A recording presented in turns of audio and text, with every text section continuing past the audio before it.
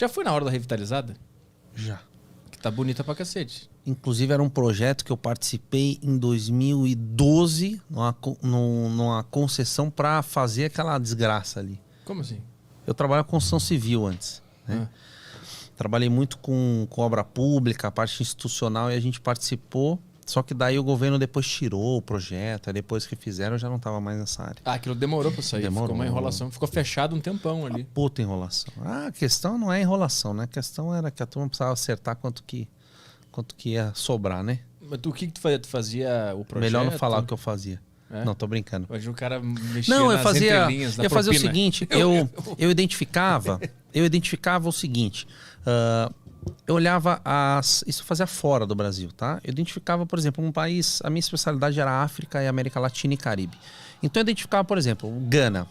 Gana é um país que tem o maior PIB per capita da África, os caras têm muita produção de petróleo e quando você tira o petróleo, às vezes vem gás junto.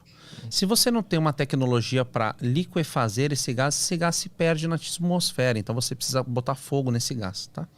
Porque é perigoso. Então, geralmente, em lugares onde você vai extrair o petróleo de águas profundas, né? Você tem um negócio pegando fogo. O que é? É o gás. Você está atacando fogo nesse gás que você vai tirar na atmosfera.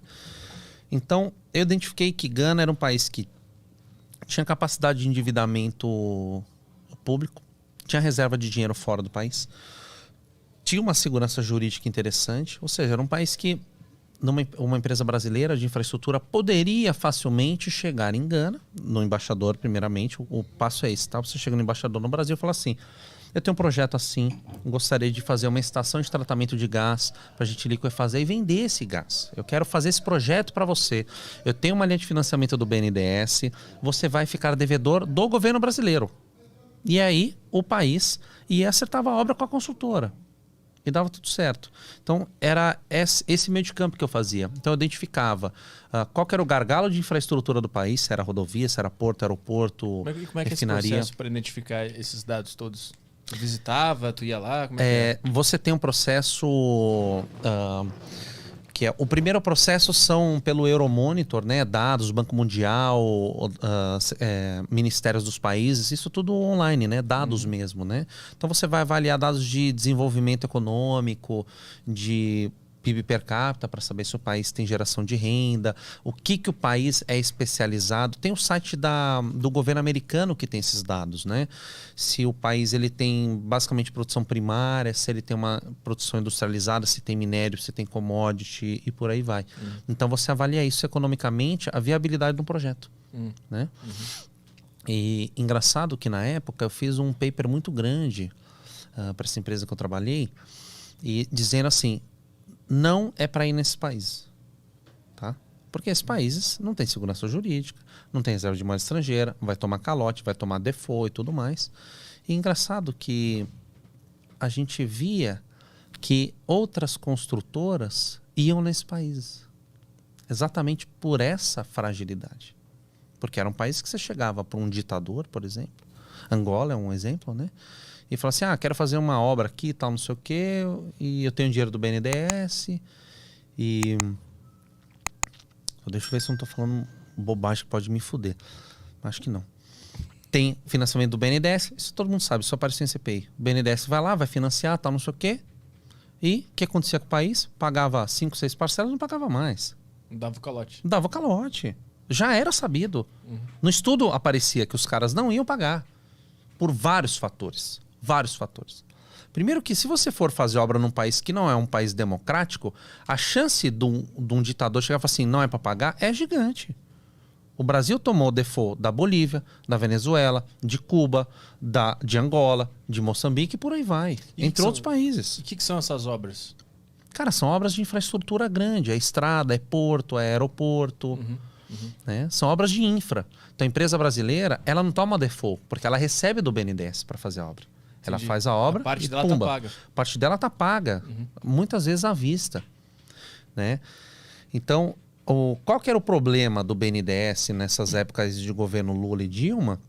É que você tinha um esquema grande de assinaturas, né? Um esquema grande de aprovação de financiamentos para países que em qualquer processo sério não seria aprovado um financiamento num país ditatorial. Né? Eu acho que o país ele é um país tão deficitário em infraestrutura.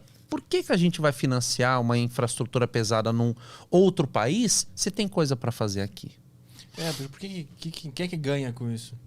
Com esse Quem que esquema? ganha? Quem que ganha é a construtora e não estou falando que é assim, tá? Eu acho que quem assinava ganhava tipo uma comissão. É a única razão disso tá acontecendo. Por que o cara ia botar o nome dele na reta assinando um projeto num país que ia dar default? Porque se tem uma CPI e você abre a caixa preta do BNDES, que eu acho que isso seria uma CPI interessante para fazer, não CPI do Covid, CPI do BNDES, por exemplo, da Petrobras. Onde que o nosso dinheiro foi empregado? Porque o BNDES é Banco Nacional de Desenvolvimento Econômico e Social.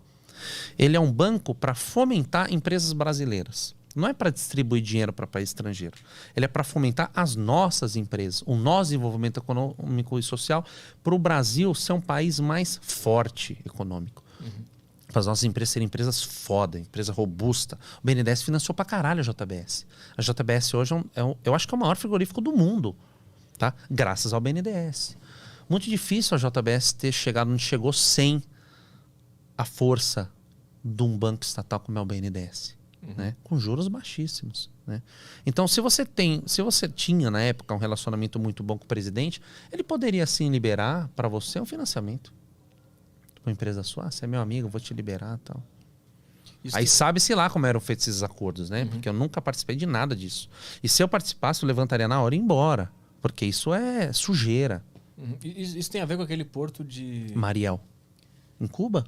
Que tipo tinha o Porto de Santos que tava na merda e eles decidiram investir nesse porto que não era no Brasil.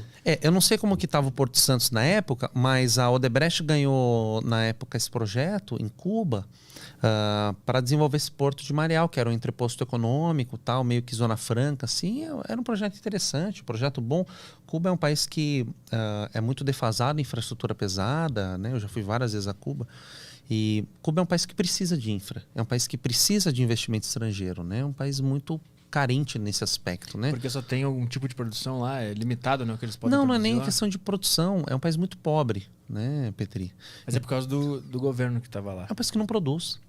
Cuba produz charuto e Cuba produz turismo. Então só duas. São duas atividades econômicas relevantes, né? Charuto e turismo. Então, é um país que, se você não tem turismo agora, na pandemia, por exemplo, eu acho que eles devem estar em situação bem complicada, né? Como a Itália está. A Itália é um país industrializado, é um país de commodities agrícolas e alimentícias, mas a Itália depende do turismo, é uma grande parte do PIB, Inglaterra também, né? Portugal, Espanha, e estão na merda. Estão numa baita de uma merda. Só que se você tira o dinheiro daqui para meter num porto lá fora e toma o default, cara, a gente se fudeu 2 vezes. Porque a gente pagou para uma empresa brasileira, né, que recebeu. Só que qual que é a contrapartida lá? Que a gente recebesse esse dinheiro com juros. Aí não recebeu juros. Não recebeu nenhum dinheiro. Então, assim, teve anistias no governo do Lula de dívidas estrangeiras, né? O Lula anistiou. Não é que ele anistiou. Ele entregou dinheiro. Ele deu o nosso dinheiro para governos ditatoriais, de Guiné, por exemplo. Guiné Equatorial, se eu não me engano, que é uma ditadura há mais de 30 anos, ele deu. Acho que foi 300 pau, 500 pau de dólar, cara. Milhões. Ele perdoou a dívida e, consequentemente, deu esse dinheiro. Claro, se você perdoa a dívida, é assim, não precisa mais pagar. Um amigo seu pede dinheiro para você e fala, cara, não... Tá difícil, não precisa pagar, tá tudo certo. Você perdoa a dívida, você deu o dinheiro, você entregou o dinheiro sem nenhuma contrapartida. Só que o dinheiro não é dele, o dinheiro é nosso. E a gente não se revolta. Todo empréstimo do BNDES não pode ser sigiloso. Dinheiro nosso. Quando você mexe com o dinheiro do povo, não pode ser sigiloso. Por que é sigiloso? Eu quero saber quanto que foi. Eu quero saber qual que é o valor. Eu quero saber quem que foi pago. Nós, como brasileiros, se a gente não nos policiar onde estão gastando o nosso dinheiro, vai continuar esse samba do crioulo doido. Essa lenga-lenga aí, esse carnaval para sempre.